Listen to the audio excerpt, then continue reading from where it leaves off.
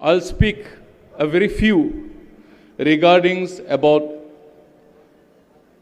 resurrection of Thansa, and another one is the mantra of Greater Tipra Land.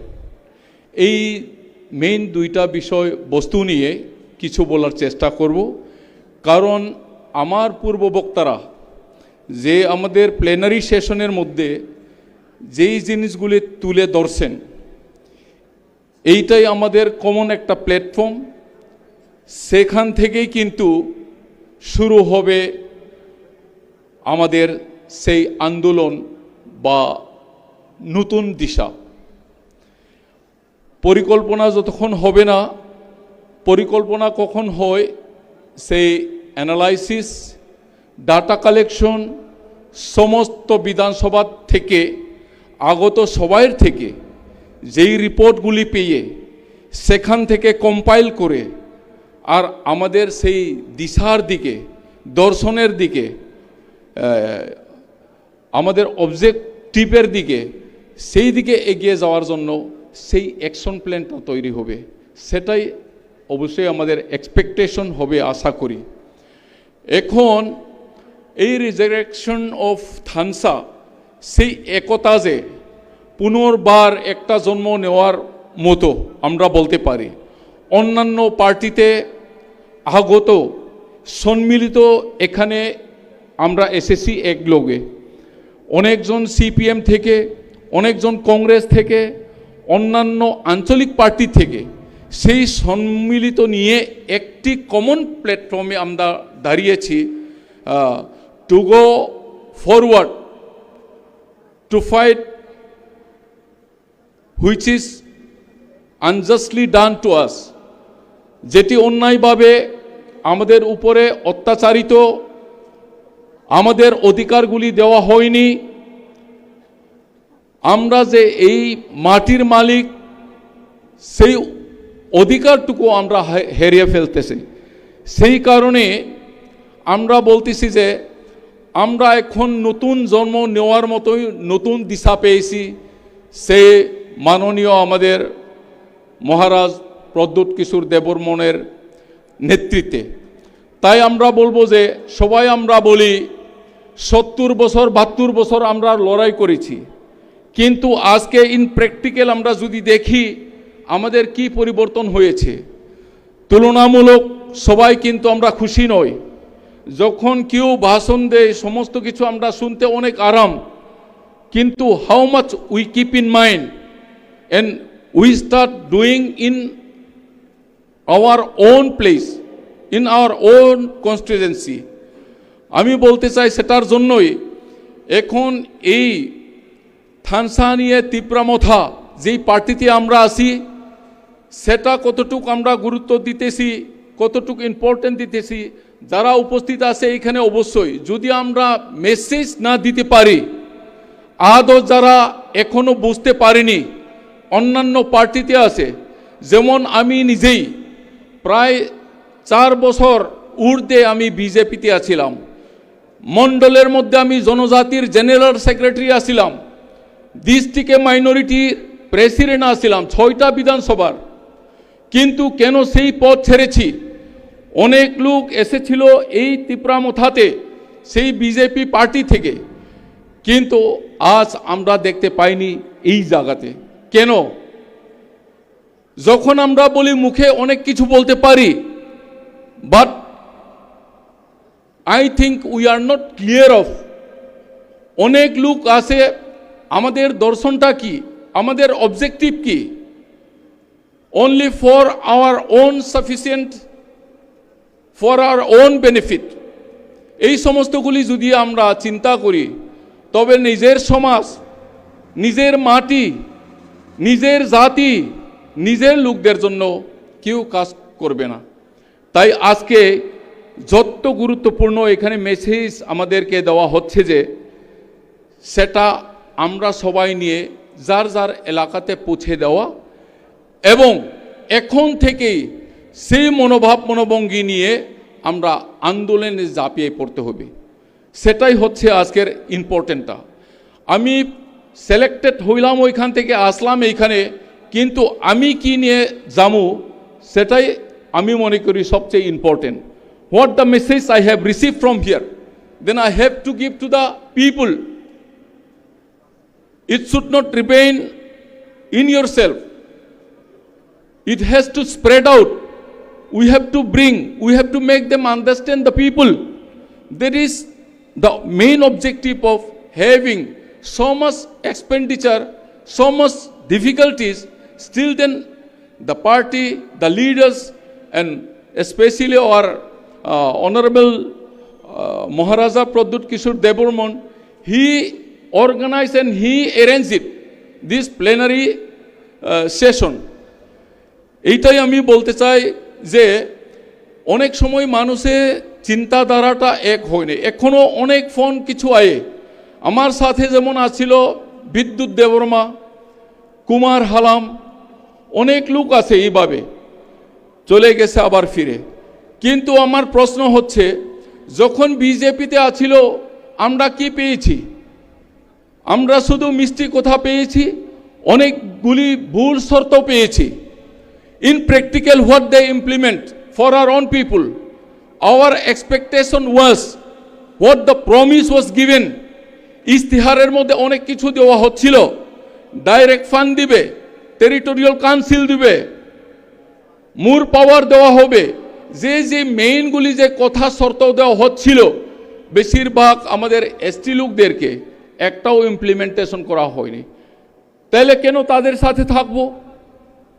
আসার পরে আবার ফিরার অর্থ কি?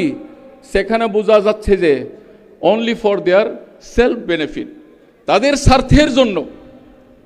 যদিও মানুষের কাছে এই সব কিছু বলতো যে দেশের জন্য, দোষের জন্য, নিজের স্বজাতিদের জন্য, কিন্তু দেখা গেছে যে লাস্টে তাদের ব্যক্তিগত স্বার্থের জন্যই কিন্তু তারা রাজনীতি করছে।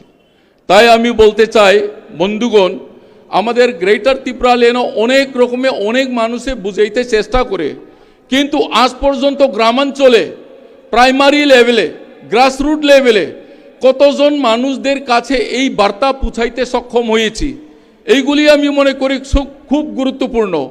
যেমন ধরুন আমাদের 48 করমছড়া বিধানসভার মধ্যে আমাদের মাননীয় বিধায়ক বলদাংশু মহোদয় যেইভাবে কাজ উনি ভিজিট করতেছেন, গ্রামে গ্রামে, প্রতিটি ভিসিতে, প্রতিটি পাড়াতে এই সমস্ত কিছু কাজ কিভাবে চলছে, কে কারা বঞ্চিত হচ্ছে, কার্যকরী হচ্ছে কিনা, ব্লকে তদন্ত হচ্ছে, সাব জোনালে তদন্ত হচ্ছে, তার সাথে সাথে জনগণের সাথে আমরা কাছে আমরা বার্তা পৌঁছাতে হবে যে আমরা কি কাজ করছি।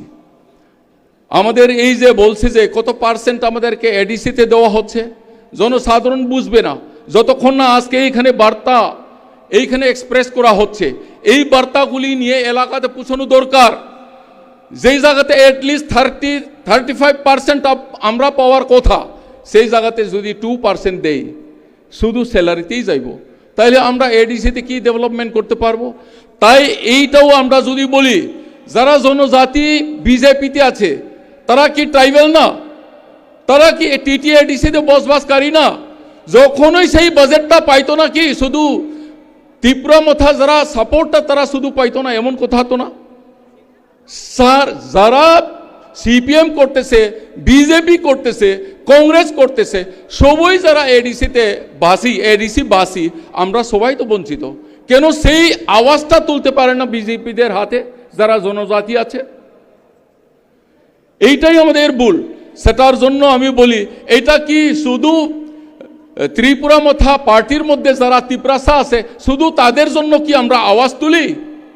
এইটা তো সারা এডিসির ভিতরে বা সমস্ত লোকের জন্যই তো আমরা আওয়াজটা তুলি। তাহলে কেন বিজেপিরা তারা আওয়াজ তুলে না?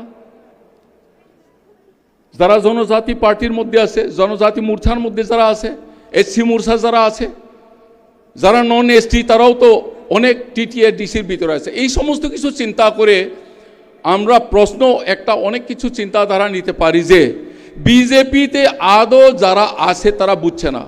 আমিও পেতাম উচ্চা উচ্চা চেয়ার, বড় বড় চেয়ার, সুন্দর চেয়ার পেতাম আমি। মালা প্রত্যেক দিন কতটা মালা আমাকে পরিয়ে দিত, কতটা হিসাব পরিয়ে দিত, সেটা দিয়ে আমার স্বজাতি পেট ভরবে না, সেটা দিয়ে আমার সমাজকে উন্নতি করতে পারবে না। তাই আমি বলছি বন্ধুগণ, সেই সমস্ত কিছু ছেড়ে আমরা একটি কমন প্ল্যাটফর্মে we have to B United, and whatever we want will be able to receive it if we are in one. তার জন্য আমি বলছি, as much as you can you have to shout it, as much as you can you have to cry it, as much as you can you have to fight.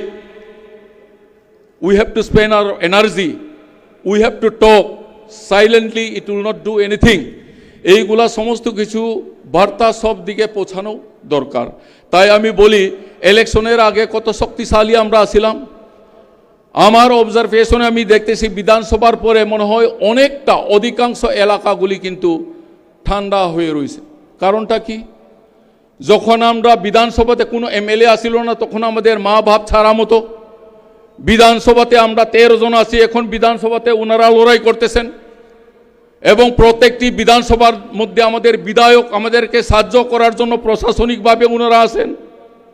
কিন্তু এখন কেন meeting মিছিল সমস্ত কিছু গ্রাম পাহাড়ের মধ্যে যে আমরা গরুয়া বৈঠক, আমরা জনসম্পর্ক মানুষের সাথে যোগাযোগ করে পঞ্চায়েতে কি অ্যাভেলেবেল, এই সমস্ত কিছু জিনিসের জন্য কেন আমরা নীরবতা পালন করছি?